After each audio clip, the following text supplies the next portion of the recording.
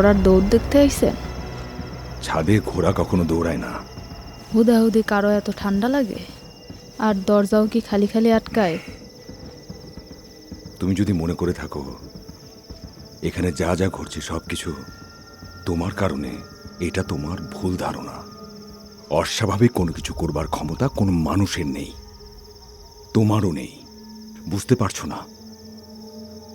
তুমি মানসিকভাবে অসুস্থ, তোমার চিকিৎসা দরকার।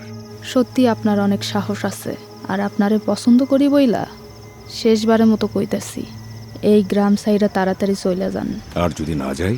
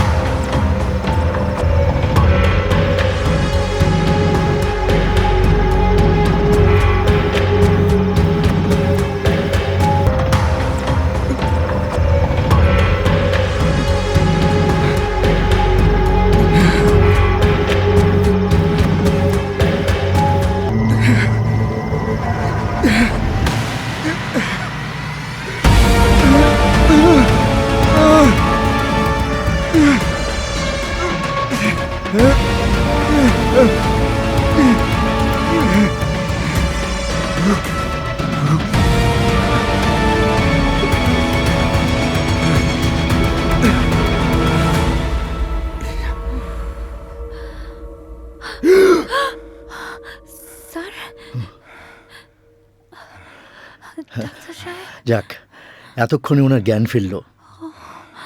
103 ডিগ্রি জ্বর ছিল আপনার। জ্বর কমানোর জন্যে আপনাকে ইঞ্জেকশন দিয়েছি আরও 3 ঘন্টা আগে, আর এখন এসে সে জ্বরটা কমলো। কিন্তু এভাবে বারে বারে জ্বর আসা তো ভালো লক্ষণ নয়।